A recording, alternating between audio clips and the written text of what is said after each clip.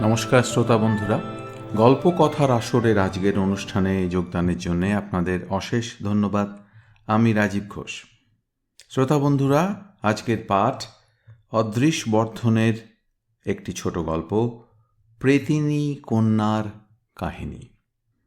এই গল্পটি নবকল্লোল পত্রিকার 50 বছরের গল্প সংগ্রহের অন্তর্গত এবং আজ থেকে 32 বছর আগে প্রকাশিত।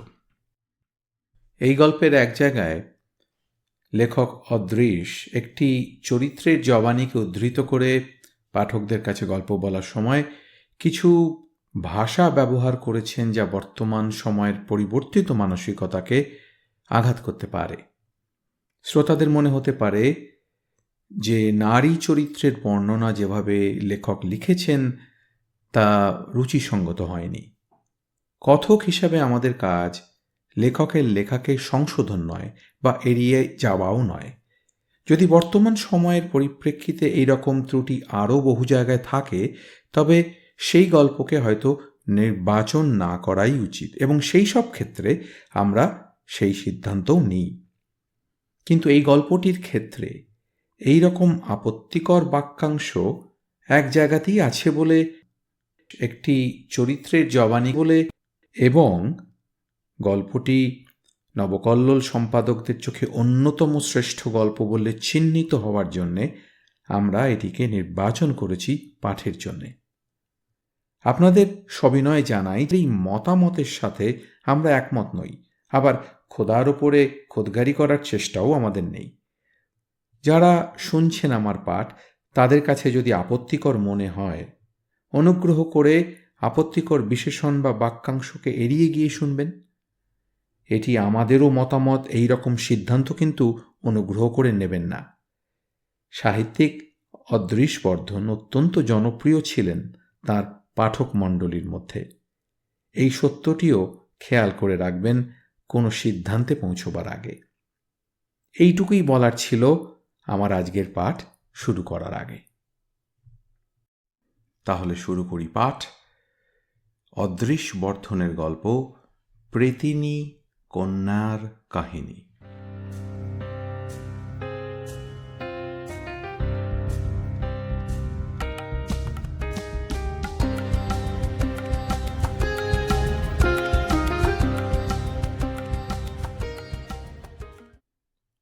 আপনি ভূত মানেন? মানি। তবে কেন বলছেন পেতনি খুন করেনি আপনার নাতনিকে? অসহায় চোখে তাকিয়ে রইলেন জগদীশগুপ্ত। ভদ্রলোক, প্রায় বৃদ্ধ, অথচ বেশ শক্ত সমর্থ। দাড়ি গোঁফ ভালোই কামিয়েছেন, কিন্তু চুল আঁচড়াননি। এক মাথা সাদা চুল পাখির বাসার মতো ছড়িয়ে রয়েছে মাথা ঘিরে। ফর্সা তিনি কোনো কালই নন, তার উপর রোদে পুড়েছেন সারাটা জীবন। খদ্দরের ধুতি আর পাঞ্জাবিও লাট খাওয়া। পাঞ্জাবির বোতাম থেকে কালো কার বেরিয়ে ঢুকে রয়েছে চোরা পকেটে। নেহাতি সেকেলে মানুষ এখনো পকেট ঘড়ির অভ্যেস ছাড়তে পারেনি।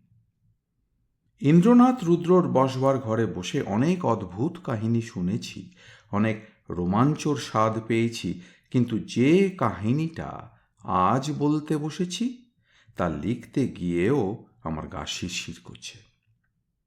চোখ কুঁচকে জগদীশবাবুর দিকে চেয়ে আছে ইন্দ্রনাথ।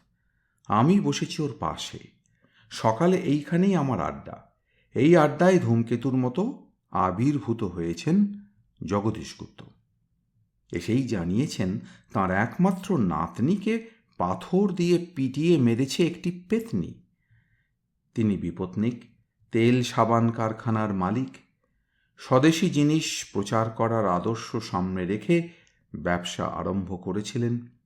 এখন তাঁর ভেষজ সাবান ভারতের পয়লা সারির সাবান। পয়সা কামিয়েছেন অনেক, দেন ধানও করেছেন প্রচুর। একমাত্র মেয়ের বিয়ে দিয়েছিলেন কারখানারই ম্যানেজারের সঙ্গে। প্লেন অ্যাক্সিডেন্টে একই সঙ্গে মারা গেছে তাঁর স্ত্রী, মেয়ে আর জামাই। নাতনি ছাড়া দুনিয়ায় কেউ ছিল না। মাত্র 16 বছর বয়স তার। বড় দুরন্ত। মা ছাড়া কি বাচ্চা মানুষ করা যায়? নাতনিকে নিয়েও তিনি হিমশিম খেয়েছেন। মেয়ে বলে কথা, মা বেঁচে থাকলে তাকে চোখে চোখে রাখতে পারত। জগদীশবাবু তা পারেননি। ভূতের বাড়িতে অ্যাডভেঞ্চার করতে গিয়েই সেই নাতনিই প্রাণ দিয়েছে। একটা ফরাসি পেতনি পাথর দিয়ে পিটিয়ে তার খুলি ভেঙে দিয়েছে। ভূতের বাড়িটা চন্দননগরে ৩০০ বছর ধরে হানাবাড়ি হিসেবে কুখ্যাত হয়ে রয়েছে। ৩০০ বছরের হানাবাড়ি! কৌতূহলী হয়েছিল ইন্দ্রনাথ। জগদীশবাবু তখন শুনিয়েছিলেন গা ছমছমে সেই কাহিনী। অবিশ্বাস্য, অথচ সত্য। ১৬শ শতাব্দীর মাঝামাঝি সময়ে ভারতে এসেছিল ফরাসিরা। ১৪ লুইয়ের রাজত্বকালে গড়ে ওঠে ফরাসি ইস্ট ইন্ডিয়া কোম্পানি। কুঠি বসায় চন্দননগরে ১৬৯০ খ্রিস্টাব্দে। তার বছর পরেই গঙ্গার ধারে গড়ে ওঠে সন্ন্যাসীদের একটা মঠ। পুরুত মশায়ের দোতলা বাড়িও ছিল এই মঠের এলাকায়। এই বাড়ি এখন ভূতের বাড়ি দুর্নাম কিনেছে দেশে বিদেশে। এসেছেন অনেক ভূত শিকারী, তাঁরাও হতবম্ব হয়েছেন। বাড়িটা কদাকার, লাল ইঁট দিয়ে তৈরি, জানলাগুলো লম্বাটে আর সরু। আলো ঢুকতেও যেন ভয় পায়। সবসময় যেন ভুরু কুঁচকে তাকিয়ে থাকে সামনের নোংরা লনের দিকে। এ লনে গাছের চাইতে বেশি আছে আগাছা, বড় বড় ঘাস, কাঁটা ঝোপ। ৩০০ বছর বয়সেও বাড়িটায় কিন্তু চির খায়নি, একখানা ইঁটও খসে পড়েনি। তবে ছ্যাতলা লেগেছে সারা গায়ে, কখনো সবুজ, কখনো কালচে। পেটাই ছাদ নেই, আছে ঢালু টালির চাল। এককালে লাল ছিল এই টালি, এখন তা বহুবর্ণ। লনের ৩ দিকে বড় বড় ঝুপসি গাছ, বটগাছই বেশি। মোটা ডাল লতিয়ে থাকে মাটির ওপর। বটের ঝুড়ি বাড়তে বাড়তে পুরো জায়গাটাকে দুর্গম করে তুলেছে। গঙ্গার দিকেও রয়েছে বড় বড় গাছ। এই গাছের সারির জন্যেই গঙ্গার বুক থেকে দেখা যায় না হানাবাড়িকে। চোখে পড়ে শুধু একটা জঘন্য জঙ্গল। রাতে সেখানে জোনাকি জ্বলে, পুরো জায়গাটাকে আরো ভয়াবহ মনে হয়। তল্লাটের সবাই জানে এ বাড়িতে ভূত আছে। তাদের আবির্ভাব বিশেষ একটা লোমহর্ষক ঘটনার পর থেকেই। ৩০০ বছর ধরে ঘটনাটা মুখে মুখে টিকে রয়েছে। বীভৎস কাহিনী। সে ঘটনা না ঘটলে এ বাড়ি নাকি প্রেতপুরী হতো না।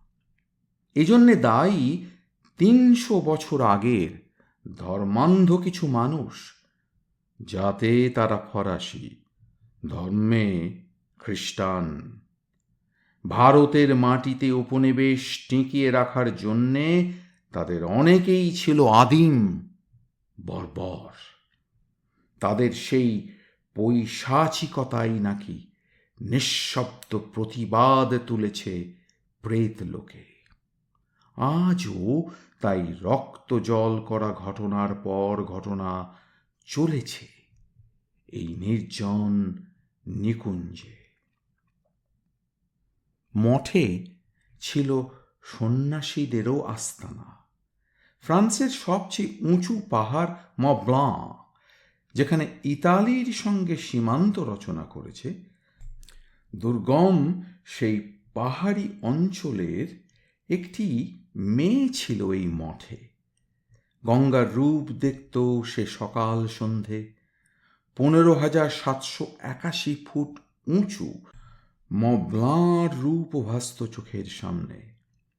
বিশাল পাহাড় আর বিরাট নদী নিশ্চয়ই আকুল করেছিল তার অন্তর।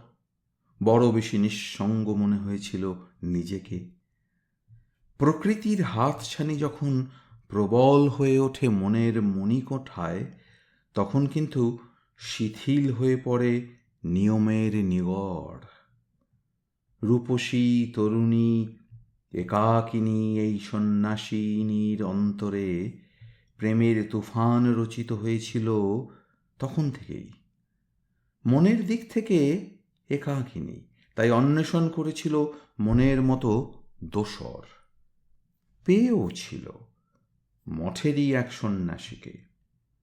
প্রথমে মিটেছিল চোখের তৃষ্ণা, দূর থেকে দুজনে দুজনকে দেখে মিটিয়েছিল হৃদয়ের আশ। মন কিন্তু ইন্ধন জুগিয়ে গেছিল শরীরকে, তিল তিল করে কামনা সঞ্চিত হয়েছিল প্রতিটি রক্তবিন্দুতে। লোমকূপের রন্ধ্রে রন্ধ্রে জমেছিল বারুদ, শরীরী তৃষ্ণার বিস্ফোরক। দেহ মিলনেই যার পরিসমাপ্তি, আর কিছুতে নয়। তাই একদিন দেখা গেছিল অভাবনীয় সেই দৃশ্য। তামাটে রঙের দুটি ঘোড়া পবন বেগে টেনে নিয়ে চলেছে একটা শকটকে।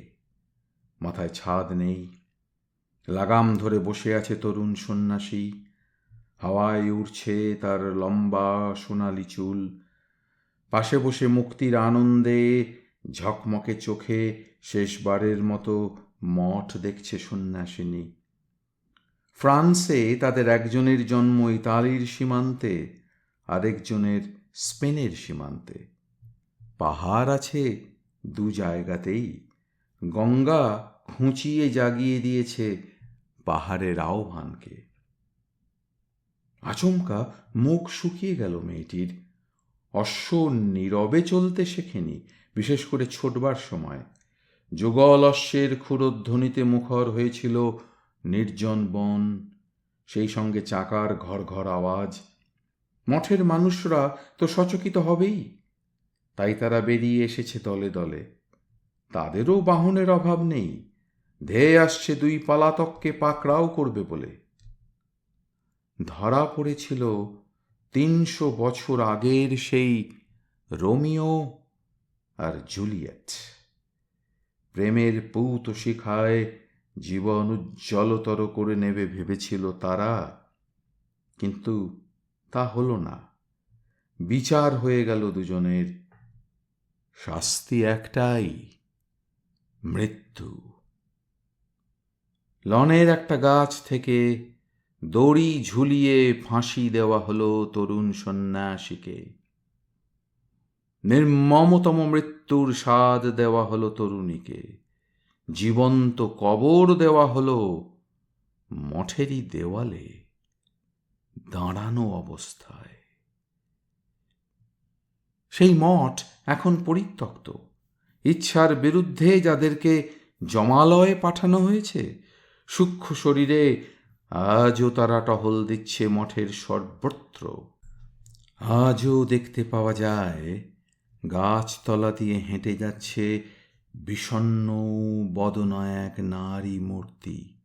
হাওয়ায় উড়ছে তার শ্বেত বসন, উড়ছে স্বর্ণকেশ, মুখ তার ফ্যাকাশে, চক্ষু নিবদ্ধ পথের দিকে।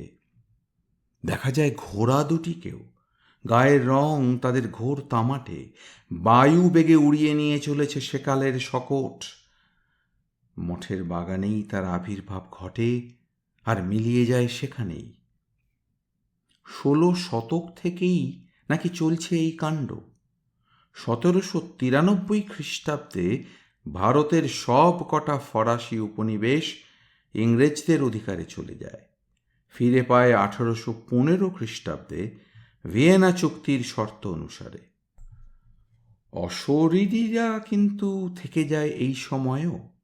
পার্থিব সম্পত্তির হাত বদলে তারা নির্বিকার।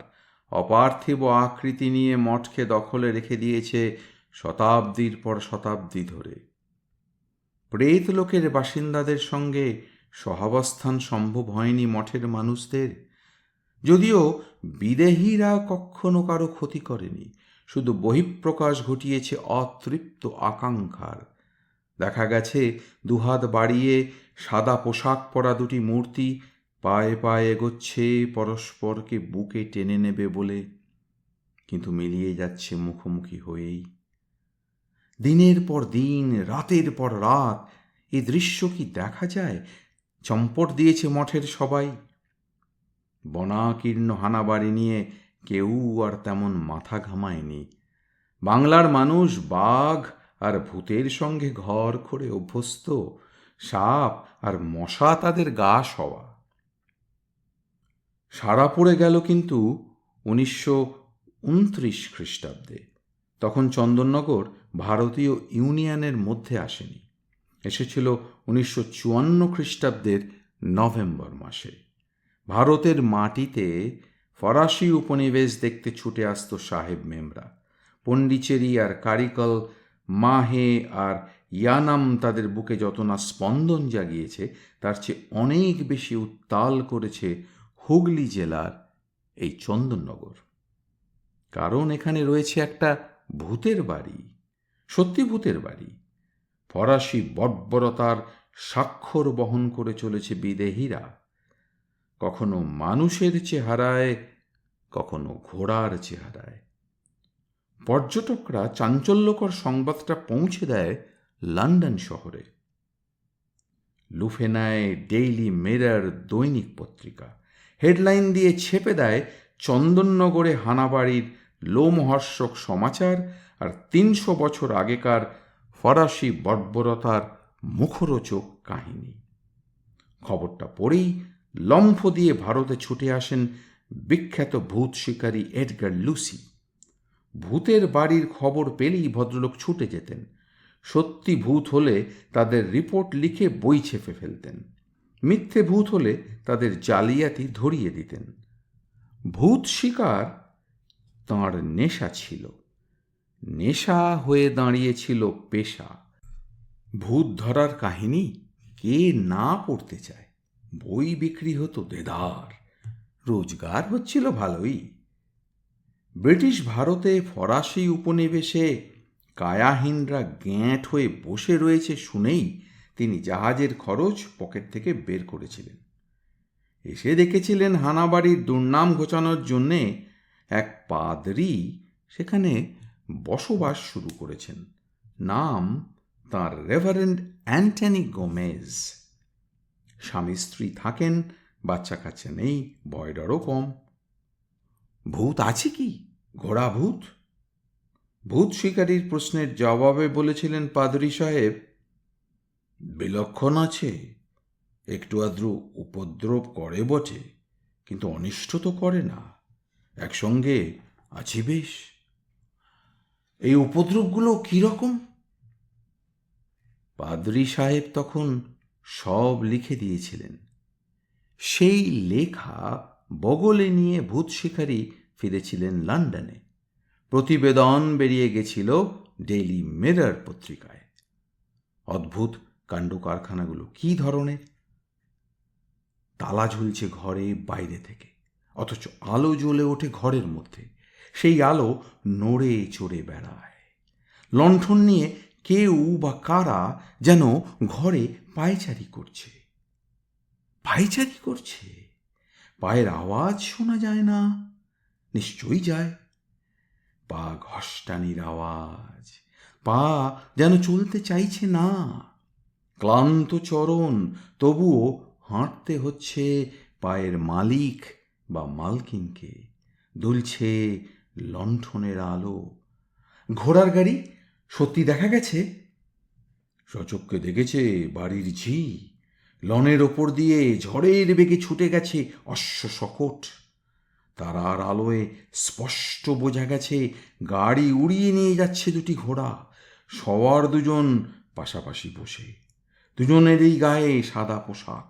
বাগান পেরিয়ে ফটক পর্যন্ত গিয়েই আচমকা হাওয়ায় মিলিয়ে গেছে ছায়াবাজি। ছায়াবাজি? চোখের ধাঁধা নয় তো? অথবা ধোঁকাবাজি, ম্যাজিক লণ্ঠনের কারসাজি? তাহলে ফিসফিস করে কারা অত কথা বলে ঘরে ঘরে? তালাবন্ধ ঘরে কে তাদের ঢুকতে দিয়েছে? শোনা যায় পুরুষ কণ্ঠে বিড়বিড় বকুনি, নারী কণ্ঠের চাপা কান্না। নারী কণ্ঠ? দেখা দেয়নি সেই রমণী? অবশ্যই দিয়েছে, বহুবার দিয়েছে। গোটা তল্লাট জুড়ে তখন খোঁজ খবর নেওয়া শুরু করেছিলেন ভূত শিকারী। এ ব্যাপারে ভদ্রলোক শার্লক হোমসের কায়দায় ডিটেকটিভগিরি করেন। জচ্চুরি ফাঁস করতে গেলে গোয়েন্দাগিরির মুন্সিয়ানা তো দরকার। জনে জনে জিজ্ঞেস করে একটা ব্যাপারে তাঁর বেজায় খটকা লেগেছিল। যে বাড়িতে এখন ভূতের খেলা চলছে, সন্ন্যাসীদের মঠ, আদৌ সেখানে ছিল কিনা এই একটি ব্যাপারে তো কেউ দিব্যি গেলে কথা দিতে পারছে না। 300 বছর আগের ব্যাপার। কেউ বলে মঠের পুরুত থাকতে নেই হানাবাড়িতে, কেউ বলে সন্ন্যাসীদের থাকার জায়গাও ছিল এই বাড়ি। সন্ন্যাসীদের আস্তানা থাকার কথা তো এই মঠের এলাকাতেই, কিন্তু সেরকম কোনো ডেরা দেখতে পেলেন না এডগার লুসি।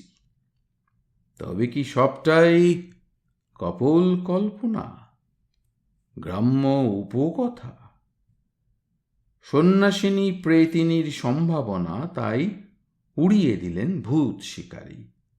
গোয়েন্দারা তাই করেন, যার প্রমাণ নেই তা খারিজ করেন।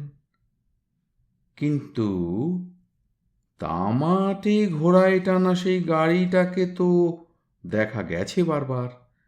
15 শতকের আগে ঘোড়ায় টানা গাড়ির আবির্ভাব ঘটেনি, খাস লন্ডন শহরেও। কিন্তু 16 শতকে সেই গাড়ি যদি চন্দননগরের ফরাসি মাঠে দেখা যায়, তাহলে তো গ্রামের মানুষদের মনে দাগ কেটে যাবেই, বানিয়ে নেওয়াও সম্ভব নয়। না দেখলে বলতে যাবে কেন? তবে হ্যাঁ, সন্ন্যাসিনীরা যতই বেয়াদপি করুক, জ্যান্ত গোড় দেওয়ার নজির তো গোটা ইউরোপে কখনো দেখা যায়নি। ইউরোপীয়রা এত বর্বর নয়। এরকম বর্বর ছিল নাকি মোগল, পাঠান, সুলতান, নবাব, বাদশারা। কোমলপ্রাণ পাদ্রী সাহেব মঠের মেয়েকে মঠের দেওয়ালেই দাঁড় করিয়ে ইঁট গেঁথে কবর দেবেন, এমন পৈশাচিকতা কল্পনাও করা যায় না। ভৌতিক কাহিনীর এই অংশটুকুও স্রেফ মন গড়া। এই সিদ্ধান্তেই এলেন ভূত শিকারী সাহেব প্রাথমিক তদন্তের পর। বেশ বেশ, গোড় দেওয়ার ব্যাপারটা না হয় শোনা কথা, চোখে তো কেউ দেখেনি। রং চড়ানো রটনা হলেও হতে পারে, কিন্তু বিদেশিনী প্রেতিনীকে তো দেখা গেছে বহুবার বহু জায়গায়, কখনো লনে, কখনো বাগানে, কখনো ঝোপের বর্ডার দেওয়া পথে পথে, শুধু রাতে নয়, দিনের আলোতেও। দিনের আলোয় সূক্ষ্ম শরীরের পক্ষে তো কায়াগ্রহণ সম্ভব নয়। একটোপ্লাজম জোগাড় করবে কি করে? আলোক তরঙ্গের ধাক্কায় তো শরীরী হাওয়া যায় না। নিছক গল্প কথা নিশ্চয়ই। তুড়ি মেরে উড়িয়ে দিলেন ভূত শিকারী ইংরেজ।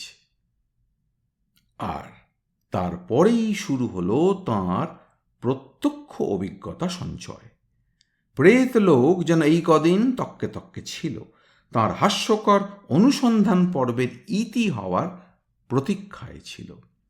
অবিশ্বাসের হাসি হেসে সাব বুঝরু কি, এই রিপোর্ট ডায়েরিতে যেদিন লিখলেন, তার পরের দিন থেকেই শুরু হয়ে গেল হানাবাড়ির হট্টগোল।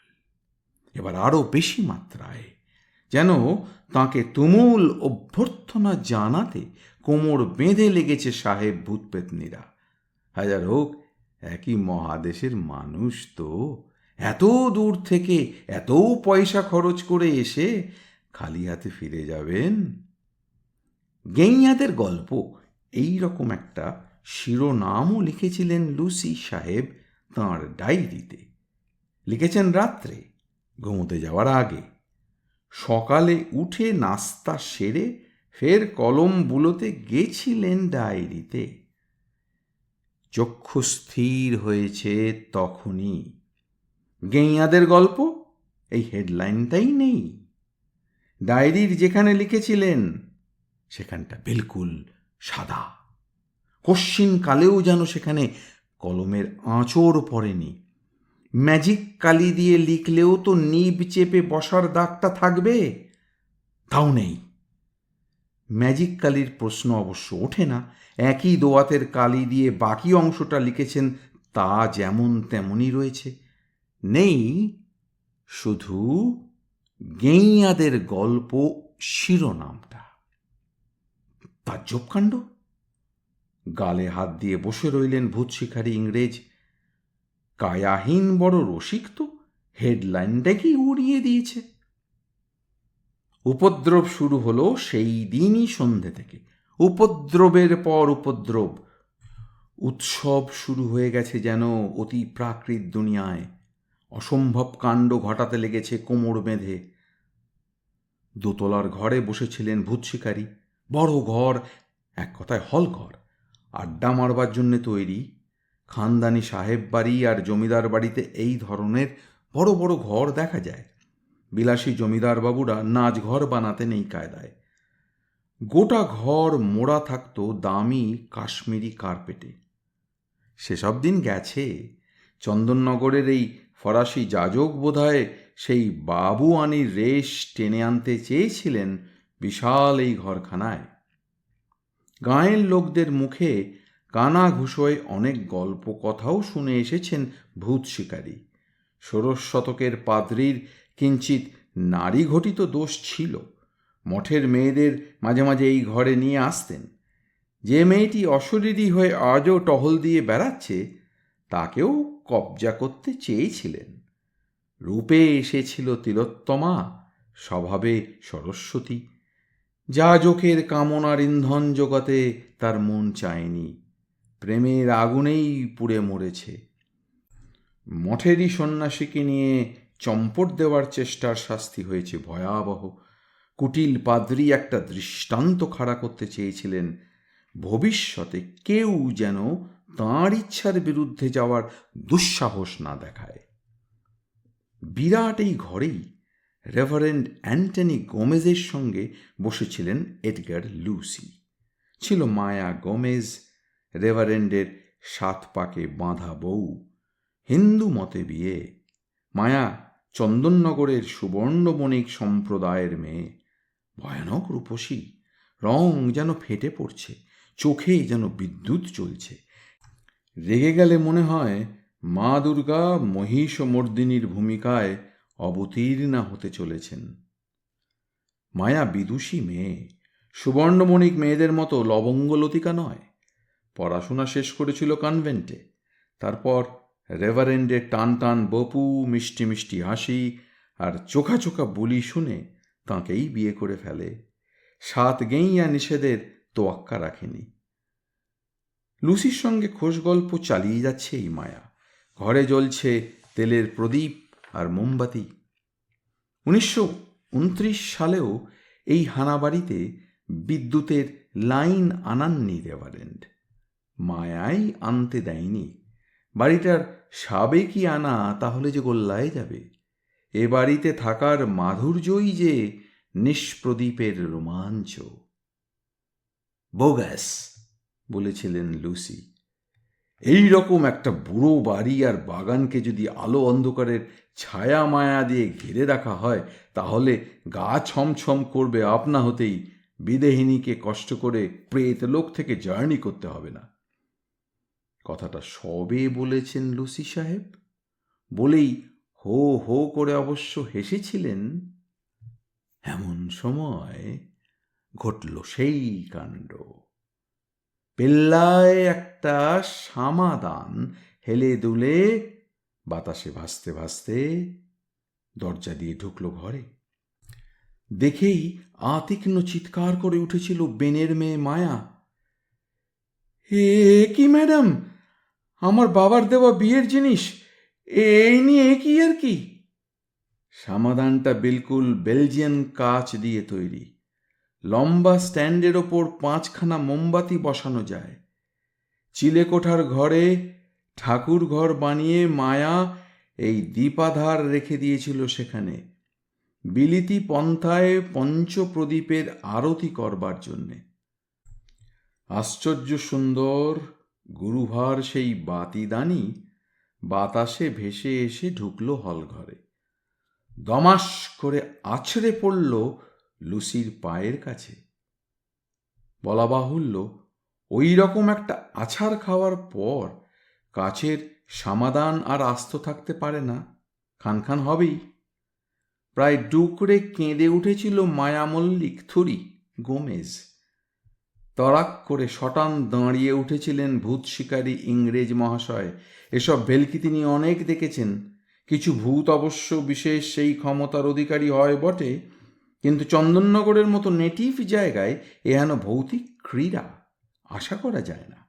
অতএব তিনি স্বজাতীয় ভাষায় তীব্র কণ্ঠে জানতে চাইলেন, এইসব গারোয়ানি ফচকেমির মানেটা কি? বলেই তাঁর খেয়াল হয়েছিল তিনি বসে আছেন ফরাসি মঠে। এখানকার জড় পদার্থের অণু পরমাণুতেও ফরাসিয়ানা বিধৃত রয়েছে। সুতরাং গমক মারা যাক ফরাসি ভাষায়, তাই করেছিলেন। পরিণামটা হলো আরো ভয়ানক। রাশি রাশি নুড়ি এলো দরজা দিয়ে উড়ে, কড়াং কড়াং দুম দাম ঠক ঠকাস করে আছড়ে পড়ল লুসি সাহেবের পায়ের কাছে। কখনো একটা, কখনো একাধিক, শূন্য পথে ধেয়ে এসেই পড়ছে সাহেবের সামনে। চক্ষু চরক গাছ হয়ে গেল সাহেবের। এ নুড়ি তিনি চেনেন, বাগানের পথে রয়েছে বিস্তর। আচম্বিতে বন্ধ হয়ে গেল নুড়ির স্রোত। লুসি সাহেব তখনও দাঁড়িয়ে আছেন, চোখ পাকিয়ে চেয়ে আছেন দরজার দিকে।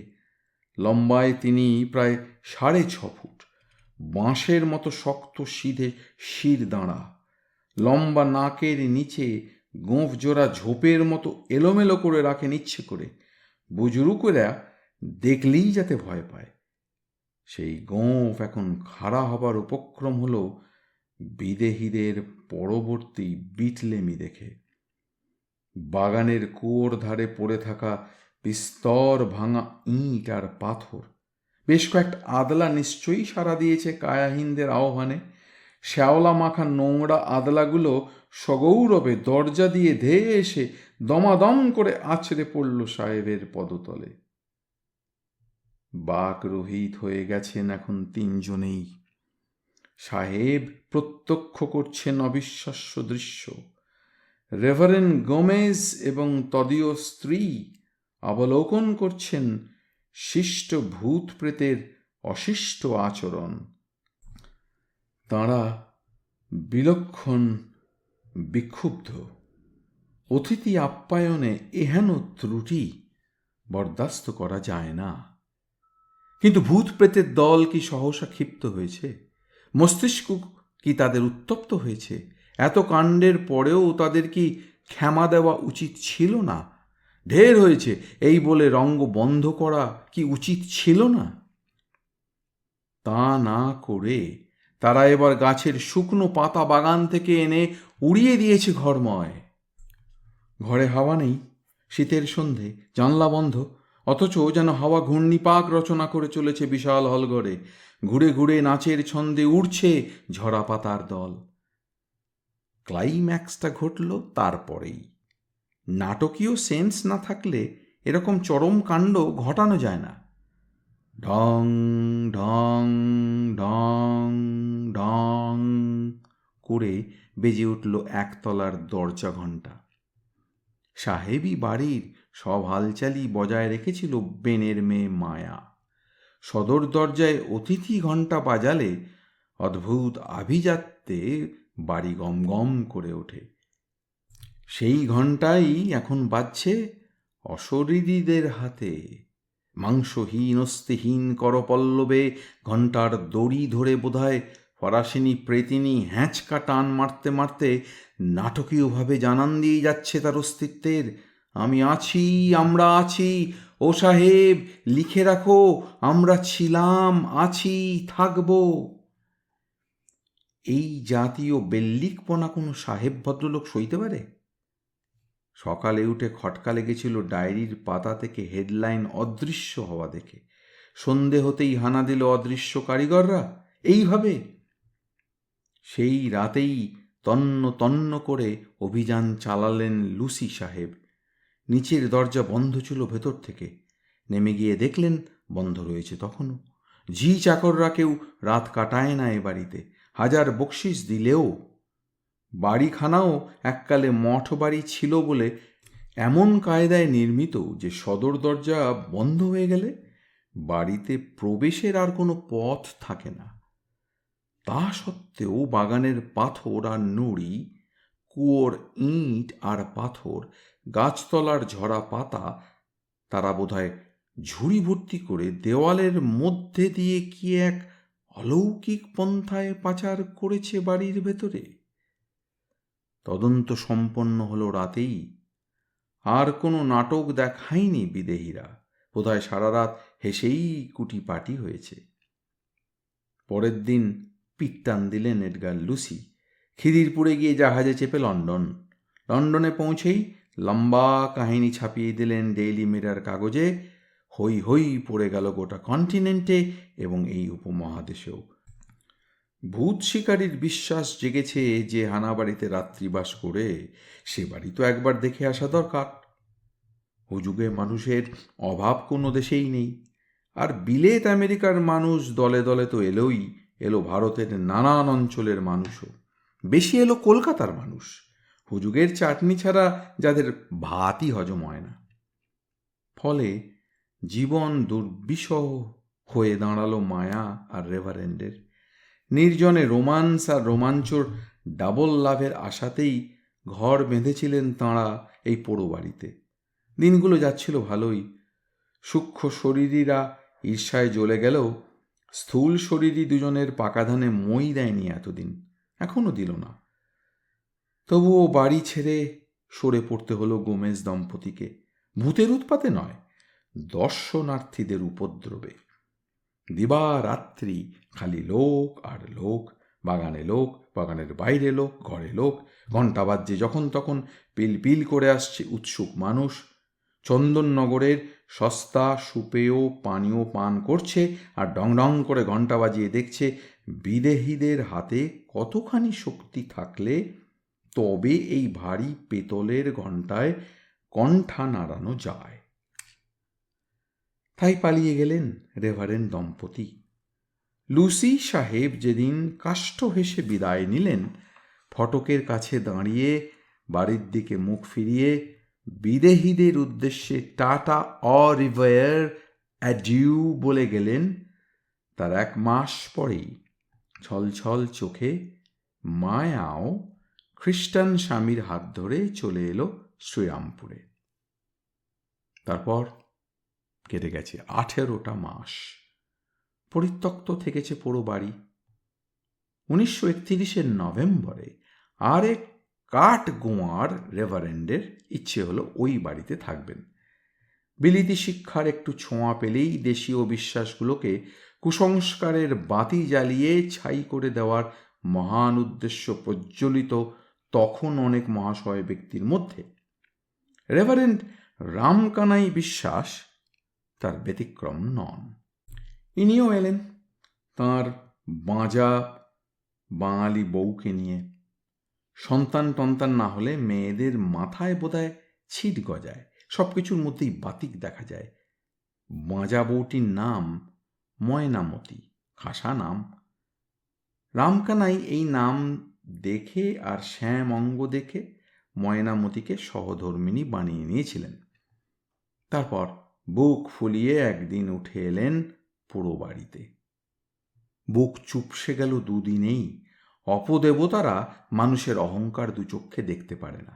চোখের ঘুম উড়ে গেল রামকানাই আর ময়নামতির। রাতের শয়ন পর্যন্ত নির্বিঘ্ন রইল না। রামকানাই পড়েছিলেন এডগার অ্যালান পোর ব্ল্যাক ক্যাট গল্পটা। দেওয়ালে জ্যান্ত কবরস্থ হয়েছিল কালো বেড়াল বাড়ির বউয়ের ডেড বডির সঙ্গে। তাই তিনি মঠের সমস্ত দেওয়াল ঠুকে ঠুকে দেখতেন ফোঁপড়া দেওয়াল কোথাও পাওয়া যায় কিনা। আর যায় কোথায়? ভয়ানক খেপে গেছিল প্রেতিনী আর তার হবু বর। বাগানের নুড়ি ছুঁড়ে জানলার কাঁচ গুঁড়িয়েছে, ঘণ্টা বাজিয়ে কান ঝালাপালা করে দিয়েছে, তাতেও যখন পোড়ো বাড়ি ছেড়ে পাদমেকং নাগাচ্ছামি পান করেছে রেভারেন্ড দম্পতি, তখন আরও উৎপাত শুরু করেছে ফরাসি ভূতপেত্নী। ময়নামতি এক সন্ধ্যায় বায়ু সেবন করছিল বাগানের পথে। আচমকা একটা আদলা ইঁট তেড়ে এসেছে তাকে লক্ষ্য করে।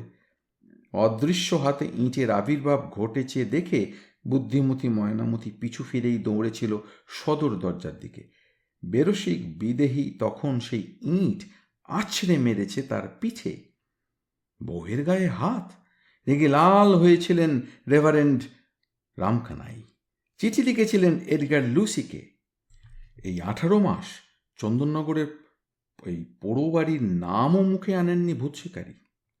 রামকানাইয়ের স্বনির্বন্ধ অনুরোধ পায়ে ঠেলতে পারলেন না। ফের এলেন বাংলার হুগলি জেলায়। হাওয়ায় খবর এসে গেছিল পোড়ো বাড়িতে, তৈরি হয়েছিল অশরীরীগণ। চৌকাটে পা দিলেন এডগার লুসি, ঢং ঢং করে বেজে উঠল পেতলের মস্ত ঘণ্টা। থ হয়ে গেলেন ভূত শিকারী। আপ্যায়নটা হুবহু আগের মতোই হবে নাকি? হলো তাই। আবার দোতলার ঘরে উড়ে এলো ঝরা পাতার নুড়ি, আছড়ে পড়ল আদলা ইঁট।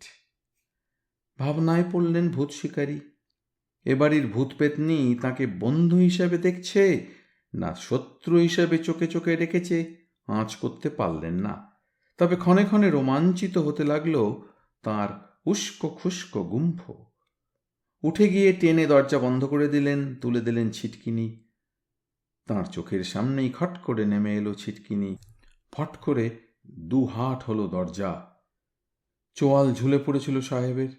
আর ঠিক তক্ষুনি হিপ পকেট থেকে তাঁর রূপোর চিরুনি উঠে এসে ঠাকাস করে মাথায় বাড়ি মেরে বেরিয়ে গেল দরজা দিয়ে। সাধের চিরুনি আর খুঁজে পাননি এডগার সাহেব। ক্ষিপ্ত অশরীরীদের ঠান্ডা করবার জন্য ধূপ জ্বালিয়েছিল ময়নামতি। নিভে গিয়েছিল সেই ধূপ। ভূত শিকারীর মাথায় এসেছিল বদবুদ্ধি। মেয়ে ভূতকে বশ করার জন্যে ল্যাভেন্ডারের শিশি খুলে ঘরময় ছড়িয়ে দিয়েছিলেন সুগন্ধি।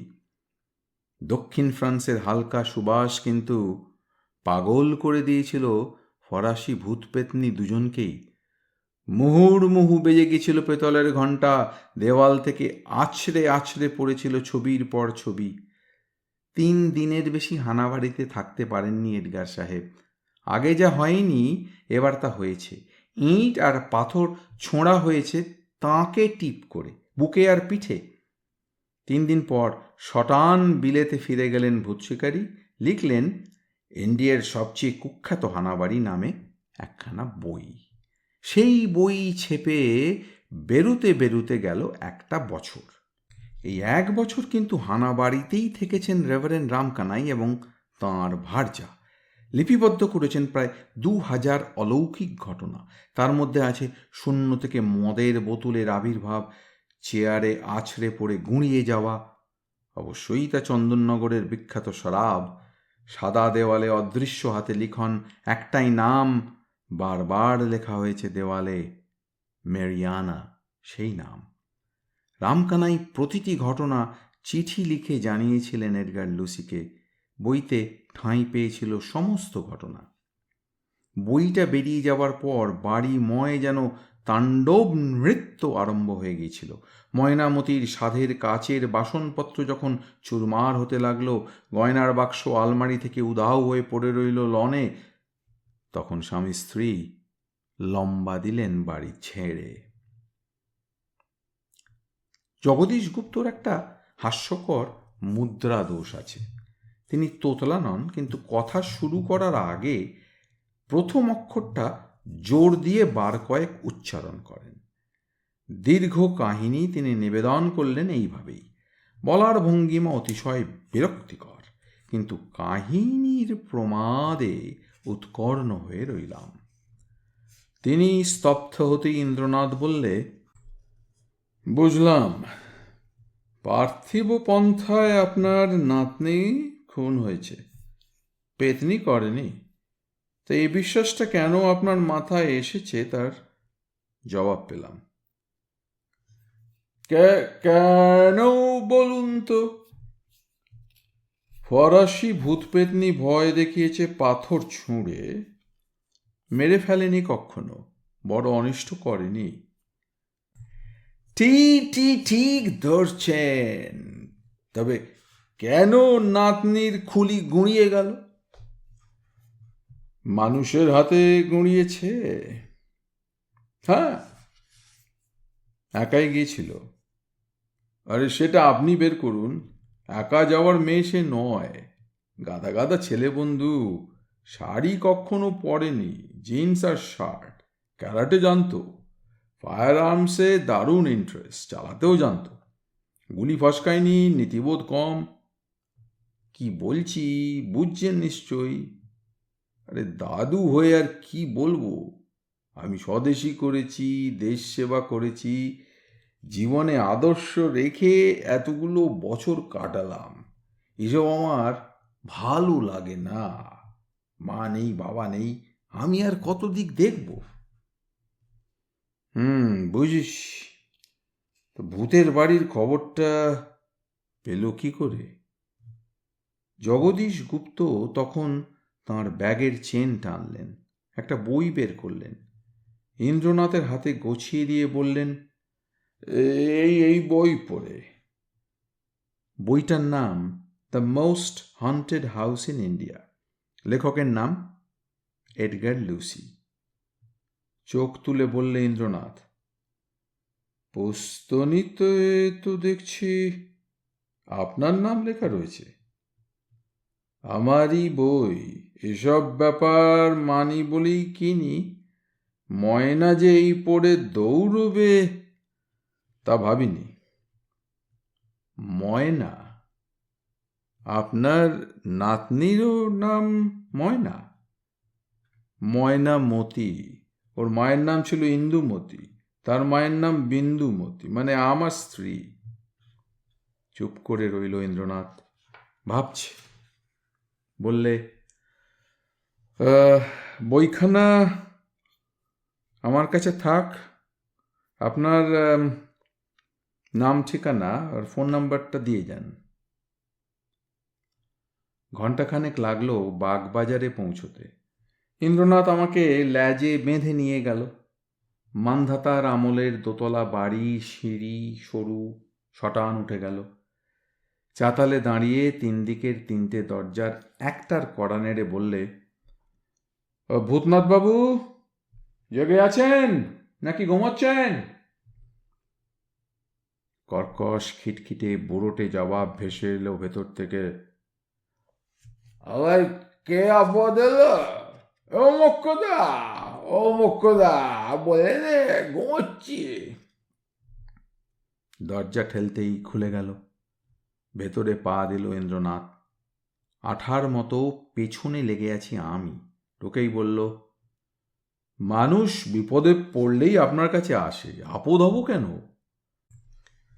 তক্তপোষে বসে এক বুড়ো, তিন দিকে তিনটে তাকিয়া, শির দাঁড়া কুঁজো, গায়ে ময়লা গেঞ্জি, এক মাথা টাক, গোটা শরীরটার হাড়গুলো চামড়া ফুঁড়ে বেরিয়ে আসতে চাইছে।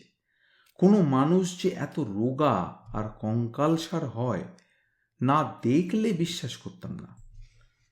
চশমাটা চোখে আঁটতে আঁটতে খিটখিটে বুড়ো বললেন, চেনা চেনা গলা মনে হচ্ছে। আরে কে ও? ইন্দ্রনাথ, ভূতনাথের চালা। কি জাদু, এতদিন পরে কি মনে করে? ভূত দ্বারা আমি ছেড়ে দিয়েছি, গেট আউট। অম্লান বদনে তক্তপোষে গিয়ে বসল ইন্দ্রনাথ। আমাকে বললে বসে পড়তে। বুড়োর তেউড়ে যাওয়া ওপরের শির দ্বারা টিপে দিতে দিতে বললে, ব্যথাটা তো এই তিনখানা ভার্টিব্রায়। হ্যাঁ, নাকাম হচ্ছে। ভূতনাথ বাবু এডগার লুসিকে চেনেন? দ্যাট 420, 420 নম্বর 1। চন্দননগর নিয়ে যে গুলগাপ্পা ঝেড়েছে। The most haunted house in India. আপনি পড়েছেন? হোয়াট? এডগারের নাস্তামি আমি পড়ব না? শির দাঁড়া টিপতে টিপতে ইন্দ্রনাথ বললে, আরাম লাগছে? হ্যাঁ। তা এডগার 420 কেন? সব বোগাস। ও বাড়িতে কি আছে সেটা এখন গবেষণার বিষয়। আমার শির দাঁড়াটাই বেগরবাই না করলে অ্যাটেন্ড নিতাম। তবে এডগার বেড়ার ছেলে অ্যান্টনি গোমেজ আর রামকানাইয়ের সঙ্গে সলা পরামর্শ করে সব বানিয়ে লিখেছে। যত না কাণ্ড ঘটেছে তার 20 গুণ বাড়িয়েছে। ননসেন্স স্কাউন্ডার। আপনি জানলেন কি করে? আরে ইউ ফুল, ইউ ড্যাম্ড! আমি জানলাম কি করে? আরে ভূত শিকারী ভূতনাথকে এ কথা বলবার সাহস তোমার হয়? Get out! আরে বলুন না। ইন্ডিয়ার একমাত্র ভূত শিকারী আমি। হ্যাঁ, ভূতের বাড়িগুলোর বদনাম ঘোচানোর জন্যে কোথায় যায়নি। কিন্তু বদনাম বাড়িয়ে লিখে যে লোক বই বিক্রির ধান্দায় থাকে সে আমাদের প্রফেশনের কলঙ্ক। এডগার তাই করেছে। টাইমস আর বিবিসি থেকে রিপোর্টার পাঠিয়েছিল ঘটনাগুলোর সত্যি মিথ্যে যাচাই করতে। কমেজের ওই বউটার নামটা কি জানো? মায়া। ওই বেনেদের সেই মেয়েটা। ভালো মেয়ে, ইংরেজিটা বেশ জানে। স্বামীর কুকিরতে চিঠি লিখে আমেরিকান সাইকিক্যাল রিসার্চ সোসাইটিতে পাঠিয়ে দিয়েছিল। ওদের জানালে তো ছেপে বেরোয়। ওই তো ওই তারার মধ্যে আছে। কাঁসা চিঠি। নাম কেনার জন্যে অ্যান্টনি হাত মিলিয়েছিল এডগারের সঙ্গে। মায়ের তা ভালো লাগেনি। ময়নামতি কিছু বলেনি? আরে রামকানাইয়ের সেই ওই মিচকে পড়া বাঁজা বউটা। আরে দুটোই তো 420। না আমার পয়সা, দুটোরই দরকার ছিল। কম দক্ষিণা লুটেছে। কিন্তু লোকে তো দেখেছে ভৌতিক কাণ্ড। ভৌতিক কাণ্ড? স্টুপিড! ওসব ম্যাজিক আমিও জানি। বুড়বকদের বুদ্ধু বানাতে জানতে হয়। সৎ বলেই ওই হাল আমার। এসেছ কেন? হ্যাঁ, মতলবটা কি? ওই বাড়িতে একটা মেয়েকে মেরে ফেলা হয়েছে। কে মেরেছে? ভূতে নিশ্চয়ই। পাথর পিটে খুলি ভাঙা হয়েছে। এ খবরদার খবরদার! মেরিয়ানা খুনি নয়। অবাগিনী মুক্তি পাচ্ছে না বলেই দুষ্টুমি করছে। খুন করার ধাত তার রক্তে ছিল না, মনেও ছিল না। আরে মরে গেলে তো ধাত পাল্টে যায়। এই কোথাকার জ্ঞান দাদা রে! Get out, get out! পরলোক নিয়ে পকড় পকড় করতে এসেছে ভূতনাথ শিকদারের কাছে। যা জানতে চাও সেটা জেনে যাও। মেরিয়ানার প্রেতাত্মাকে কেউ স্কেপগোট খাড়া করতে চেয়েছে। পাথর পিটিয়ে খুলি গুঁড়িয়ে বোঝাতে চাইছে প্রেতিনীর কীর্তি। কখনো না, মানুষের কীর্তি। মাগি ওখানে গেছিল কেন? আর মাগি নয়, মেয়ে। 16 বছর বয়স। আই বাস, লাভ করতে তো। ওই হানাবাড়ির বাগান তো লাভের জায়গা। কলকাতা থেকেও ছোটে ছোঁড়া ছুরিরা। এই ছুরিটার লাভার আছে, নিশ্চয়ই আছে। Gate out, get out! আমার খিদে পেয়েছে। চন্দননগর পুলিশ থানা। থানাদার ডিসুজা সাহেব বেশ খাতির করলেন আমাদের। ইন্দ্রনাথের চেয়ে বেশি করলেন আমাকে, কারণ আমি লিখি। ট্যাঙ্কের জন্য না থাকলেও আজকাল লেখকরা ইদানিং বেশ কলকে পাচ্ছে এই একটা জোরে, কলমের জোরে।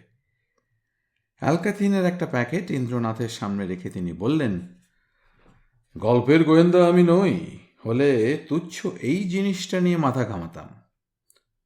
খোঁচাটা হজম করে নিয়ে বুদ্ধদেবের হাসি হাসল ইন্দ্রনাথ। হাসিতে যেন বড়া ভয়ে ঝরে পড়ছে। বললে, কোথায় পেলেন? বাগানের রাস্তায়, পাথর নুড়ির ওপর পড়েছিল। কত ছোট দেখছেন, হালপিনের ডগার চেয়ে একটু বড়। রংটা সবুজ। জিনিসটারও ম্যাগনিফাইং গ্লাসে দেখেছি, শার্লক হোমসের মতো। এবারের খোঁচাটা যেন শুনতেই পেল না ইন্দ্রনাথ। বস্তুটা ধার দেবেন? ও স্বচ্ছন্দে। আরে আমরা practical detective. 90% perspiration, 10% brain work. আচ্ছা আসুন, নমস্কার।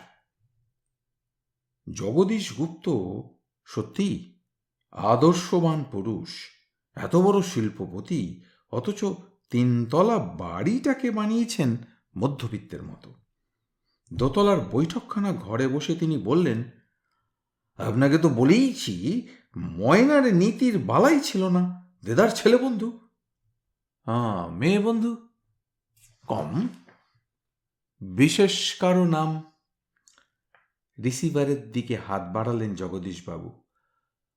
কমলি, স্কুটারটা আছে, নিয়ে চলে আয় 10 মিনিটের মধ্যে। কমলির পরনে কমলা রঙের সালোয়ার কামিজ, কালো বডিখানা স্টিলের তলোয়ার বললেই চলে। বললে, একটা ছেলে বড় হ্যাংলামো করতো ময়নার সঙ্গে, আমাদের সঙ্গেও করেছে, একটু বেশি চায়। ও দাদু, আপনি কানে চাপা দিন। ইন্দ্রনাথ বললে, তার কি সবুজ গাড়ি আছে? চোখ বড় হয়ে গেল কমলির। মারুতি? কোথায় পাবো তারে? গ্রেট ইন্ডিয়ান রেফ্রিজারেশন কোম্পানির মালিকের একমাত্র ছেলে তার চেম্বারে বসে বললে, হ্যাঁ, আমার মারুতি আছে, সবুজ রঙের। চন্দননগরের ডিসুজা সাহেবের পার্সোনাল গাড়িটা মারুতি, সবুজ রং। চেনেন ডিসুজাকে? থানাদার ডিসুজা। এখনই এলাম তার কাছ থেকেই। থানায় গেছিলেন? গাড়িটা দেখেননি? ওর অফিসের সামনেই থাকে। আপনার গাড়িটা কোথায়? এই জানলা দিয়ে তাকান, ওই ওই দেখুন। ইন্দ্রনাথ উঠে গেল জানলার কাছে। চেয়ার ছেড়ে উঠে গেছে ছেলেটাও। মিঠুন চক্রবর্তীর কায়দায় চুলের ছাঁট, পাতলা নাক, একটু টিকলো, শান্ত সুন্দর চোখের চাহনি, অনেকটা ইন্দ্রনাথের মতোই। লম্বায় দুজনেই সমান, দেখতেও সমান সুন্দর, শুধু পোশাক আলাদা। ধুতি পাঞ্জাবির পাশে সাফারি স্যুট। এখন ওরা মুখোমুখি দাঁড়িয়ে, চোখে চোখে তাকিয়ে। আপনি তাহলে যাননি ময়নার সঙ্গে? না। কোথায় ছিলেন? এখানে। তার প্রমাণ? আপনি মালিকের ছেলে, হাজিরার খাতা আপনার জন্য নয়। কাঁধ ঝাঁকালো সুদর্শন তরুণ। বিশ্বাস করুন। জয়ন্তকে অফিস থেকে তুলে নিয়ে ফিরলাম ইন্দ্রনাথের ডেরায়। জয়ন্ত, বললে ইন্দ্রনাথ, থানাদার ডিসুজার মারুতি আর সুরেশ লাম্বার মারুতি দুটোই এখন সন্দেহের আওতায় চলে এসেছে। সুরেশ লাম্বা সুদর্শন ওই ছেলেটার নাম। চেহারায় নবাব পুত্তুর, স্বভাবে মেয়ে ঘেঁষা, মারোয়ারি জন্মসূত্রে, শিক্ষায় দীক্ষায় বাঙালি। জয়ন্ত বললে, থানাদারের গাড়ি তোলা হবে পরে, সুরেশের গাড়ি তুলিয়ে নিচ্ছি, আর কি হুকুম? জবাব না দিয়ে টেলিফোন তুলল ইন্দ্রনাথ। নিমেষে তারের ওপ্রান্তে এসে গেল প্রেমচাঁদ, প্রাইভেট ডিটেকটিভ এজেন্সির কর্ণধার, দিল্লি যার হেড অফিস। দিল্লি আর কলকাতায় কথা হয়ে গেল এইভাবে। ইন্দ্র বলছি, হেল্প চাই। ফরমাইয়ে। সরকারি ফরেন্সিক ল্যাবের দুরবস্থা তোর অজানা নয়। আর সেই জন্যই তো ইম্পোর্টেড ইকুইপমেন্ট নিয়ে সাজিয়েছি আমার ফরেন্সিক ডিপার্টমেন্ট। সেটাও তো তোর অজানা নয়। কাল সকালে ক্যালকাটা অফিসের ইনচার্জকে পাঠিয়ে দে। তোর কাছে কি মতলবে? আরে 1 টুকরো রং পাঠাবো। না না, 2 টুকরো, দুটোই সবুজ রঙের। বেশ, ওই স্পেকট্রোগ্রাফিক অ্যানালিসিস করতে হবে। প্রতিটি নমুনায় কি কি উপাদান আছে জানতে হবে, মিলে যাচ্ছে কিনা বলতে হবে। Yes my boy, hell with you. Managing ডিরেক্টরের সঙ্গে এইভাবে কেউ কথা বলে? প্রেম, স্ক্যানিং ইলেকট্রন মাইক্রোস্কোপ আছে যা দিয়ে এক্স-রে অ্যানালিসিস করা যায়? কি নেই বন্ধু, this is Premchand private detective agency. রঙে কটা স্তর আছে বলতে হবে। আর কি, লেজার এনার্জি দিয়ে এক একটা রঙের স্তরকে ভেপার করে দেওয়ার প্রসেসটার কি যেন নাম? লেজার মাইক্রোপ্রোব। ভেপারকে অ্যানালাইজ করতে হয় এমিশন স্পেকট্রোগ্রাফি দিয়ে। রঙের প্রত্যেকটা উপাদানের ওয়েভলেংথ জানা যায়। এত দরকার কি আছে? আছে অকাট্য প্রমাণ ছাড়া মাল ফসকে যাবে। টাকার মালিক, পলিটিক্যাল কানেকশন আছে নিশ্চয়ই। আমি চাই বৈজ্ঞানিক প্রমাণ। Help me, don't worry. অনেক রাতে বাড়ি ফিরলাম। কবিতা সারাদিন হেদিয়ে মরেছে। ভাগ্যিস ইন্দ্র সঙ্গে আসেনি, ঝেঁটিয়ে বিষ ছেড়ে দিত কবিতা। কথা তোর নীরবে শুনে গেলাম। তারপর বললাম সারা দিনের কাহিনী। সবশেষে বললাম, সুরেশ লাম্বাই গেছিল ময়নার সঙ্গে হানাবাড়িতে। জানলে কিভাবে? ওর বাগানের নুড়ি চাকায় লেগে ছিটকে গিয়েছিল ওই ড্রাইভারের দরজার প্যানেলে। রং চটে গিয়েছিল নুড়িতেই। ডিসুজা কুর্ম অবতার, থানাদার হলেও ওই একটি উত্তম কাজ করেছে। কুচি রং হুবহু মিলে গেছে চটা রঙের জায়গায়। নিজের চোখে দেখে এলাম। হুম করে দম ফেলে কবিতা বললে, হ্যাঁ, ঠাকুরপুর ব্রেন আছে বটে, ডিটেকশনে ডক্টরেট। এখন মাইক্রোস্কোপিক এক্সামিনেশন করে মিলিয়ে নেওয়া বাকি। ফাইন। লম্বা ছোঁড়া কি লম্বা দিয়েছে? তাকে বাড়ি ছেড়ে নড়তে বারণ করে এলো ইন্দ্রনাথ। লোকাল থানাদারও নজর রেখেছে। নজর রাখাই সার হয়েছিল। পরের দিন সকালেই টেলিফোন এসেছিল ইন্দ্রনাথের। মৃগ, চলে আয়, লম্বা লম্বা দিয়েছে। গেলাম লাম্বার বাড়ি। উষা লগ্নে গোটা বাড়ি কেঁপে উঠেছিল ঘন ঘন গুলির আওয়াজে। গুলি চলছে সুরেশ লাম্বার ঘরে। আধ মিনিটেই থেমে গেছিল শব্দ। দরজা ভেজানো ছিল। মেঝেতে লুটিয়ে আছে সুরেশ। হাতে ধরে রয়েছে দুশ্মন আকৃতির একটা হ্যান্ডগান। ভোঁদা কালচে, চিক্কণ নয় মোটেই। খেঁদা চোঙা, লম্বায় মোটে 2 ইঞ্চি। দেখলেই গা হিম হয়ে যায়। স্টার ওয়ার্স সিনেমার ডার্থ ভেডারের রশ্মি বন্দুক বললেই চলে। আমেরিকার কুখ্যাত কোবরে M11x9, যার ম্যাগাজিন থেকে 32টি 9mm সাইজের তামার গুলি বেরিয়ে যায় পরপর একবার ট্রিগার টিপে ধরলেই। সুরেশ তার নিজের ব্রেন ঝাঁঝরা করেছে 32টি মৃত্যুদূতকে দিয়ে।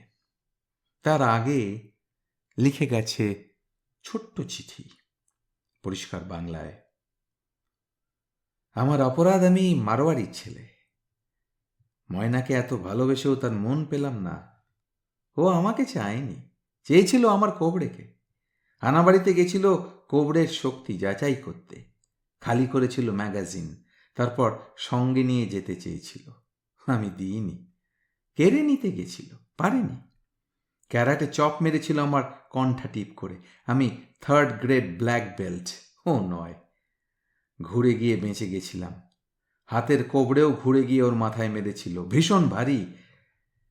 মারা যায় তক্ষুনি। বাঁটের খাঁজ ছিল চোটের জায়গায়, লেভেল করে দিয়েছিলাম পাথর দিয়ে। ময়না নেই, আমি চললাম। রইল অভিশপ্ত কোবরে, আর যেন কাউকে ছোবল না মারে।